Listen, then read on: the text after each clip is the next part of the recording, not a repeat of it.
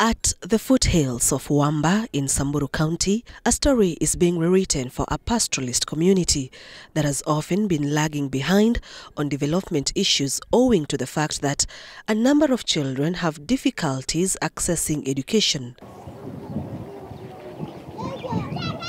A program that is set to impact the lives of children in this county positively has been rolled out, and it is only a matter of time and the community here will begin to reap fruits from the one-of-a-kind education program being offered to the children.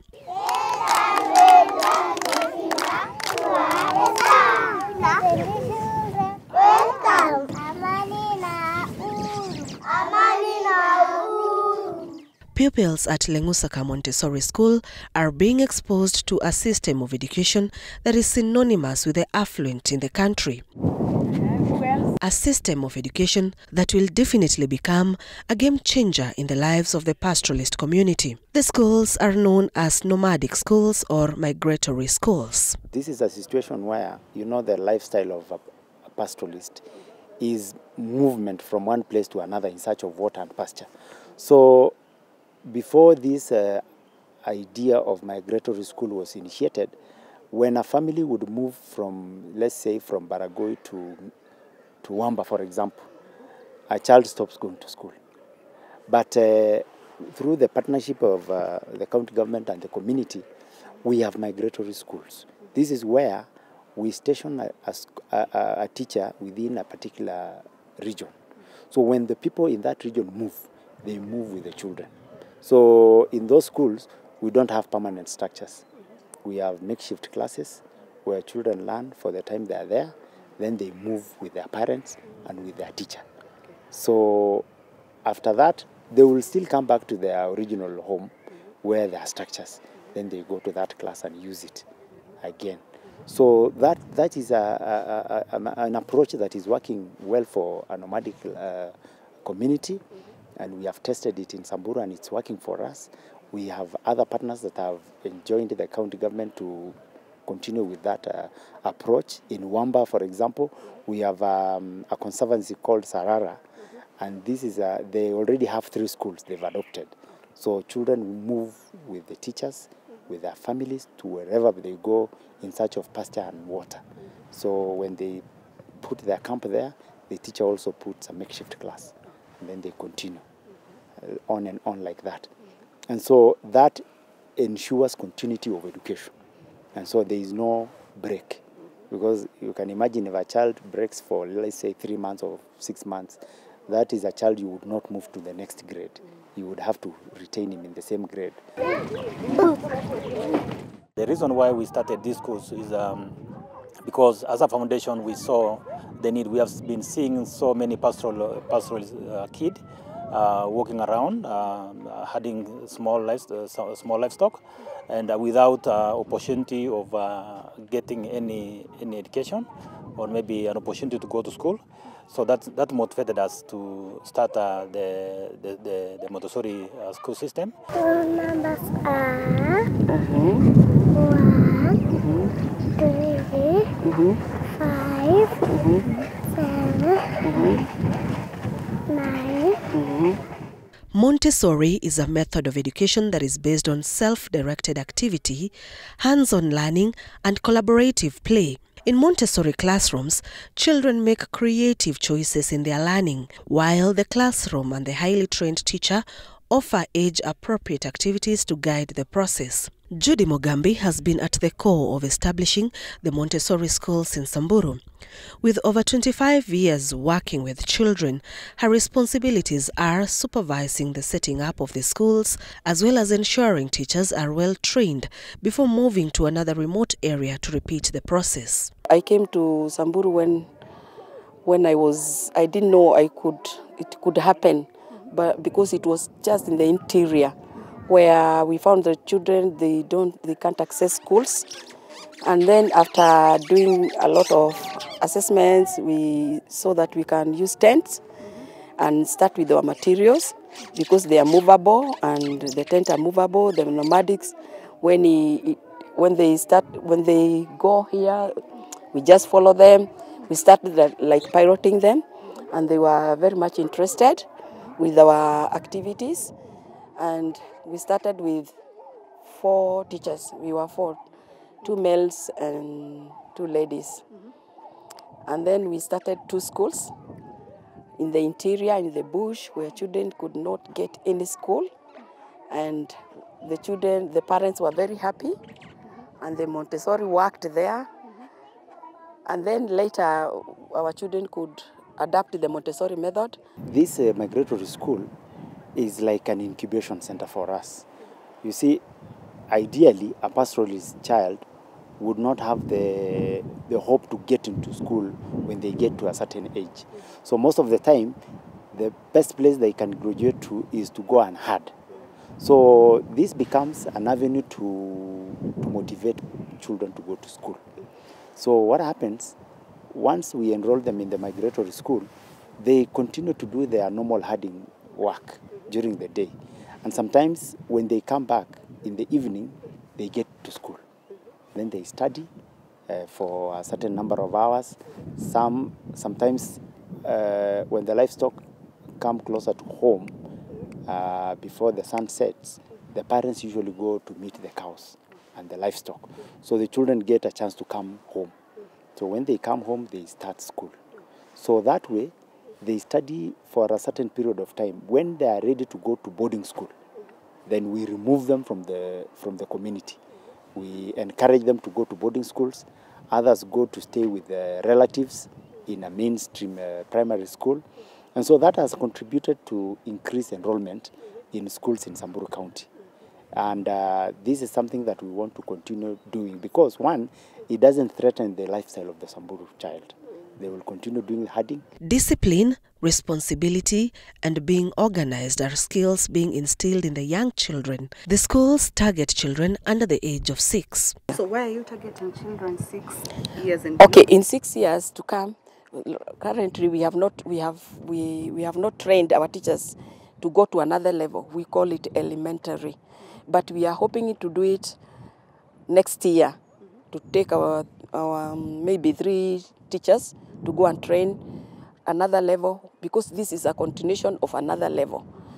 All the materials will continue in another level. That's why our plan in future is to put another class in the 3 schools, so that our children will continue with our Montessori method. In Montessori school, we have activities whereby we practice children to gain independence, to gain independence and patience. And also, so we have order of materials. Also, we start with the area called practical life. And practical life is our daily activities. And in the daily activities, there is pouring, where we pour grains jug to jug.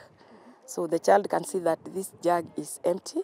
And that's where we create the child we develop the child mathematical mind of putting things in an empty thing and then pouring in another empty thing. And then the grains spill out, the child can just pick with the 3 pincer grips to practice them how to hold a pen in future.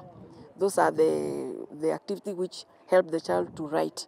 Again, we have opening and closing boxes, where the child can open the box and then close it in order with beautiful boxes and different size. Then we have screwing and unscrewing bottles, where the child can unscrew the bottle with the motor fingers and then close it. So we are also helping the child, the muscles to be strong and to hold a pen. And in our basic training is where that you put 5 children in a group and you teach them how to blow nose. So the child will know how to blow their nose. The child will know how to cough. The child will know how to sneeze. And the child will know how to excuse oneself. So the child, when the child passes, he will not collide with the other children. Excuse me, may I pass? So we have that. That is a discipline. And then we have organized ourselves. When the children come in the morning, we work in 3-hour cycle. The children are doing different activities and free of choice. You can choose, provided you guide them. And then at the same time, the children are taking porridge. Maybe 3 or 2 children can go to the snack table, put porridge for themselves, and then their children are working, and that teaches children patience. So the other children will be patient, and they wash the cup and put it ready for another person. And then when the child does a material somewhere, he has to place it where he found the material and place it in order so that the other child will come put it clearly. And then when we work with maths, mostly we don't work in chairs, although we work with the activities in tables, for example, writing. But when we work in the maths, the child has to take a bucket, a duster, and put water and dust the mat and clockwise from left to right. And that teaches the child how to write in a book. And then clean the mat well, and then go and pour the water in a tray and wash the duster and make it in a lined cloth, and then come and take a material and work in a clean mat. And then later, the child will roll the mat and place the mat where it was. With the Samburu community, we just follow the culture. And the Montessori materials, mostly they are culture. We use the culture, so we use what is available there. For example, if we use a mat, a Samburu carries their mats when they go to sleep, and they roll them. And that's how we teach our children how to roll a mat and to unroll it. We also teach our children how to dress, and that's why their uniform, they are cultural. That's how their women dress and how their boys dress. So the materials we have in Montessori, most of them, they are cultural. They are cultural. We use what is available. We can't use something maybe from London.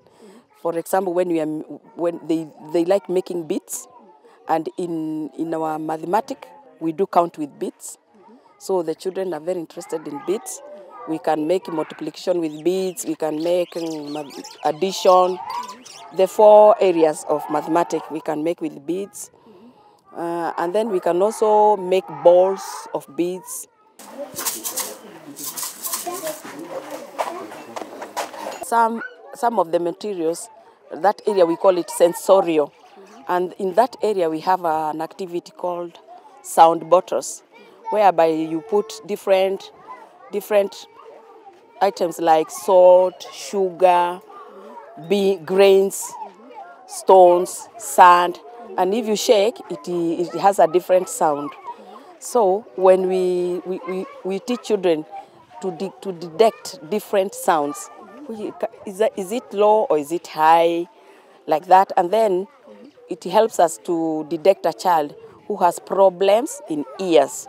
So because the child will not recognize the sound, he will not know that this is low or this is high. That time we detect that child has problem of ears, and so we take the child further, or we call the parent to look at the child, or we call our health team to look at our children. Judy says academically, the progress of children attending these schools in comparison to their counterparts in public schools is noticeable. Mostly, this type of education is found in high-end private schools, but now it has been made available in Samburu and parents do not pay school fees. When we take our children to the next, maybe to grade 1, the school principals are very happy, or the headmasters, and they promote them to go to other grades, because they learn more than what they have more than what is there in their schools. And currently we are hoping to open another school in the interior, because I always work with the teachers, and then when the school is able to stand, I leave the teachers and then I go and start another school. So I'm going to start another area where they are nomadic and there's no school. So we always help children where there are no schools. Yeah, we don't work where there are schools. The schools are known as migratory or nomadic schools because the structures are temporary. The kind of system that we are running, we set it in a way that it can be moved from one point to another point, given the nature of our community, that they keep moving from one point to another point in search of water and pasture. So we have designed our schools. If you look at them, they are tented. they can be rolled it out or maybe brought down and move with the community to to any area that maybe the community is moving to. The kids, we also train the kids to be able to enable them even participate in rolling the mats. So it is designed in a way that it can be moved from one point to another point. And also the system that we are using is culturally relevant to the community because as you know, the communities also use skins or hides as their bedding. So the mats the kids are using are designed in the same way so that maybe the kids are trained on rolling them and moving up with them, and they do it themselves. A peculiar observation that will capture your eye when you visit this school is the difference in their school uniforms, and here is why. In Montessori, we don't want the kids to be like a conditioning that they should be the same, or children should wear the same uniform. And again, if you look at the kids, all of them are different. They differ from one another in terms of behavior and character. So, but putting them in the same uniform, they feel that they should be the same. They should be equal. So it also enables them to grow or maybe to mature differently without necessarily copying the rest. So that's why we have different colors and different styles of uniform, so that they don't see that they should always be like that. They can even come with normal traditional attires.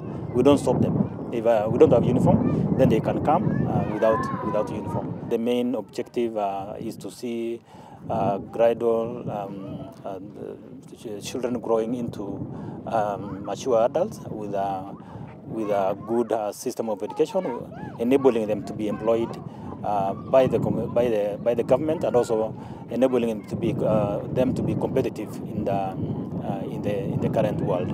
The schools have 14 teachers, all having undergone the Montessori system teacher training. All of them have gone through the Montessori system teacher training, some in Nakuru, some in Tanzania.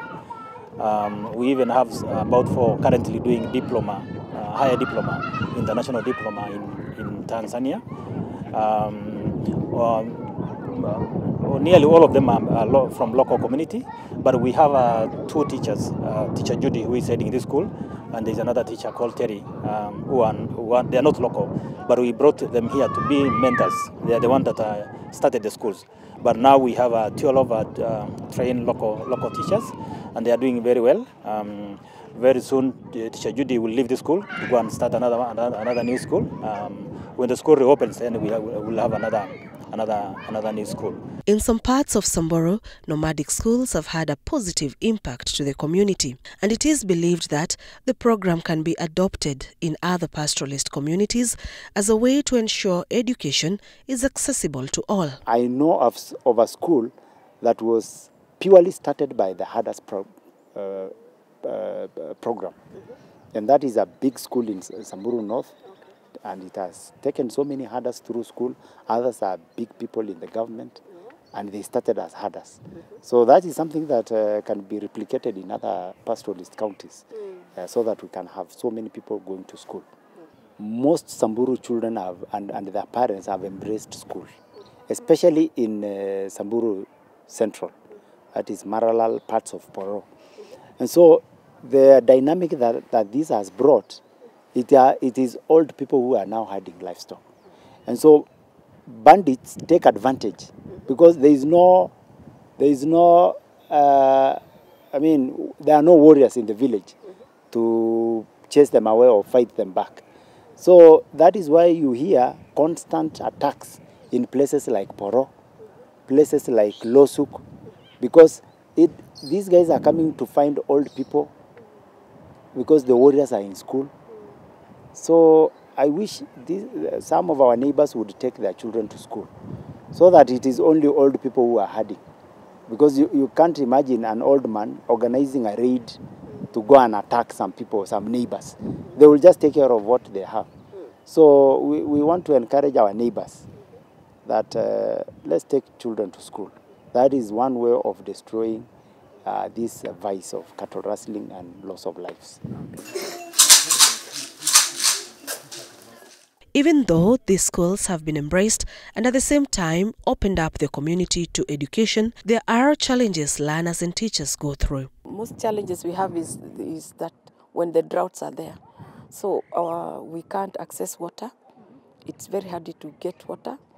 And again, like for example in this school, as you can see, it is not fenced. So when it is not fenced, all the cattle, the cows, the camels come to drink in this river near us, and it's from all over the Samburu County. So there are so many people around, and that's why they can pass in near the school and disturb children maybe, because sometimes they don't understand that the school has to be left alone. So another challenge is the population of children. Wherever we go, for example, in this school, it has a large population. And so we are hoping to get another class so that we can separate our children, because a teacher has to work with only that children in Montessori, because you have to look at the children one at a time. Yeah. How many children do you have? Well, currently we have 70 children in one tent, but I hope the organization is planning to bring another 10 so that we can separate and have 2 classes before even we go to another level. The kids that have gone through the schools with the current even enrollment is about 500 kids that have gone through the system. And the community is already seeing the benefits, and the main challenge we have now is that the numbers are going up all the time. Because they have seen the need, they have seen the benefits of the system. The system targets children under 6. So after 6, then what next? Where the kids will go? In most cases, they go back to the public schools, government schools, and you'll find that the teachers in those schools they don't know how to handle such kinds of CBC or education, and that's why you'll find them maybe making the children jump the stages, or maybe jump the classes, because they are superior than the children within the public schools. So as a foundation, we have plans to start elementary, possibly next year, so that maybe we have grade 1, grade 2, and grade 3, so that when the children are above 12 years, then they can easily go to boarding schools. We are going to even increase it more, because our the county government right now, with the help of our governor, is so passionate about education. So these schools will increase, and under my watch and my support, I will make sure that no Samburu child in Samburu County breaks from school. Lengusaka Montessori School is among 3 nomadic schools set up in Samburu East by the Sarara Foundation. They have plans of setting up 10 more schools like this just to help the community access education.